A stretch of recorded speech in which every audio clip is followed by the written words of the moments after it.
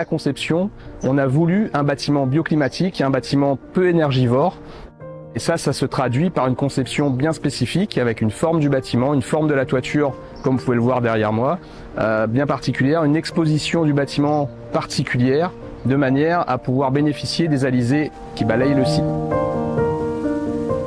Et en fait, le principe du bioclimatisme, c'est de bénéficier, c'est de profiter des alizés, comme on le voit à l'instant, des alizés qui viennent balayer la peau.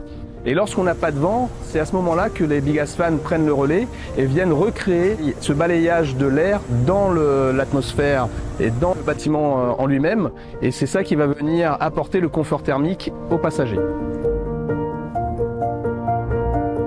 Alors en termes de coût, forcément, lorsqu'on climatise un bâtiment, c'est beaucoup plus énergivore, donc il y a le coût de l'énergie qui rentre en jeu. Au niveau de la conception bioclimatique, il y a certains aménagements qui sont nécessaires, coûter un petit peu plus cher que des aménagements classiques, mais l'un dans l'autre, quand on prend le coût global au niveau de la vie du bâtiment, très clairement, c'est un bilan qui est très positif en termes d'économie d'énergie.